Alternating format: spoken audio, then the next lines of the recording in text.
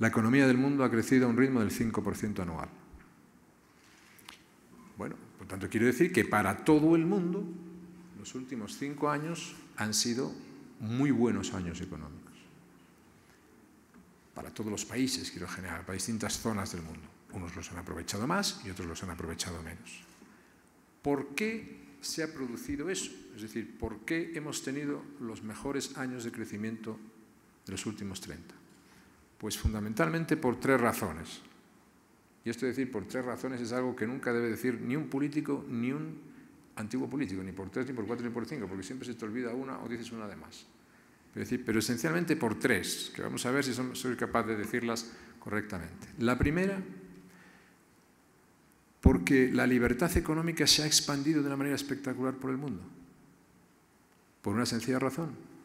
Miles de millones de personas que estaban sujetas o sometidas a economías intervenidas, a economías estatalizadas, a economías socialistas, se han abierto a la libertad económica.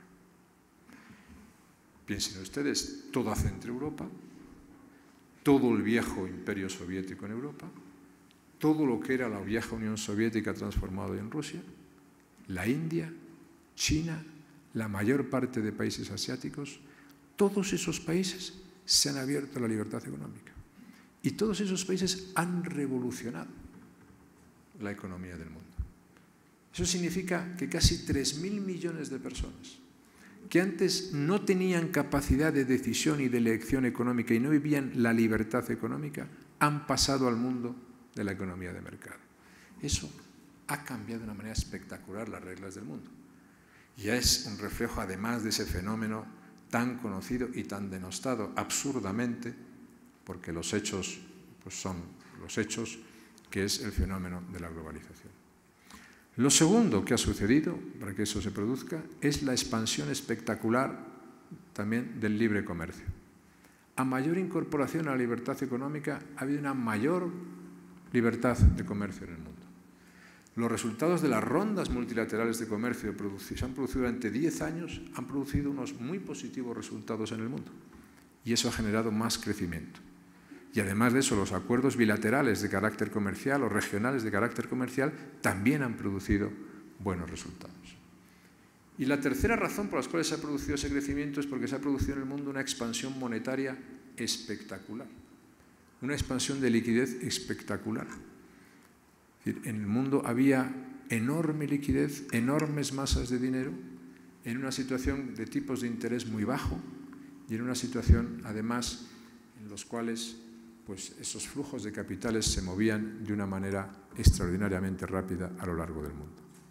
Eso ha beneficiado más a unas regiones y ha beneficiado menos a otras regiones. Esas son las 3 grandes razones. Esta última, el exceso de liquidez, ha causado también problemas, porque en el exceso de liquidez en el mundo es en donde está la raíz de la crisis que están viviendo ahora algunos países del mundo. Es la raíz exactamente de las burbujas inmobiliarias, es la raíz exactamente de las crisis financieras y es la raíz exactamente de la crisis que está viviendo en este momento los Estados Unidos y que está viviendo también, empieza a vivir Europa. Esa es una de las razones de las crisis. Pero en conjunto la economía del mundo ha vivido de una manera espectacular estos últimos años. Me dicen, bueno, ¿la crisis que estamos viviendo es una crisis que va a afectar a todos?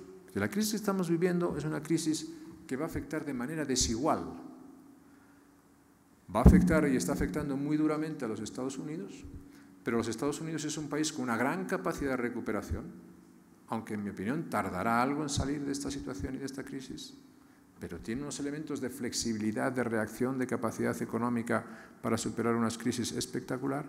Va a golpear a Europa de manera más intensa a los países europeos que sean menos flexibles, que se quedan más atrás, que no hayan hecho reformas, y va a golpear a los países que tengan una mayor exposición al exterior, es decir, a los países más endeudados, a los países menos competitivos, menos productivos, menos, en ese sentido, abiertos al mundo. Será, y lo están viendo ustedes, cómo es posible tener una crisis en los Estados Unidos, pero no en Asia. Cómo es posible menor crecimiento en Europa, pero mantener el crecimiento en Latinoamérica. Y eso se está produciendo así porque la economía del mundo no es afectada de la misma manera por una crisis porque no existe ya esa única dependencia de un casi único factor económico como existía en el pasado. Bien, ahora la pregunta siguiente consiste en decir, bien, ¿y Latinoamérica qué?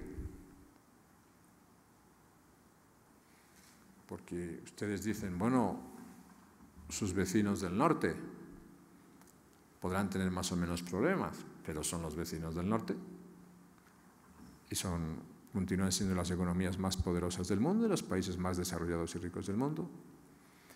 Europa es un continente próspero, rico, estable, unos países más, otros países menos. Asia es la gran región emergente del mundo. El gran peso político y económico del mundo se está trasladando hacia el Pacífico, del Atlántico al Pacífico. Eso tiene consecuencias positivas, pero también problemas negativos. ¿Y Latinoamérica? ¿Qué hace? Latinoamérica lleva creciendo en los últimos años también en promedios superiores al 4%. Y en unas condiciones razonablemente buenas. Es decir, se ha conseguido que en Latinoamérica, en líneas generales, nadie discuta reglas esenciales de la economía. Por ejemplo, es bueno tener las cuentas estables, es bueno tener presupuestos equilibrados, es bueno tener la casa en orden, es bueno que no haya inflación, es bueno que eliminemos las hiperinflaciones de nuestra vida, es bueno que no nos endeudemos más de lo estrictamente necesario, es bueno que exista un conjunto de reservas que nos permitan mirar con tranquilidad el futuro. Es decir, hay un marco de estabilidad macroeconómica importante. La pregunta para Latinoamérica, que crece, y crece en unos países más, en otros países menos, por distintas circunstancias, es, ¿está aprovechando Latinoamérica todo el potencial que tiene de crecimiento por estos años? Por ejemplo, con el petróleo a 115 o a 116 dólares el barril, ¿los países productores de petróleo están aprovechándose en sus economías para modernizar sus economías, transformarlas, hacerlas más competitivas, más productivas y además procurar cerrar problemas sociales importantes que tienen? ¿Sí o no? ¿Por qué se está produciendo un incremento de flujos de inversión espectacular en los países asiáticos y en cambio no se está produciendo en los países latinoamericanos? ¿Por qué las economías latinoamericanas crecen esencialmente sobre la base de los precios de las materias primas y no sobre la base de mejoras de competitividad? ¿Es el precio de las materias primas algo que se vaya a quedar constante durante muchísimos años de tal manera que se pueda decir que se tiene garantizado un crecimiento eterno? Yo digo, no es así. Nadie tiene garantizado un crecimiento eterno, nadie tiene garantizado la prosperidad, nadie tiene garantizado el desarrollo. Eso hay que conseguirlo todos los días.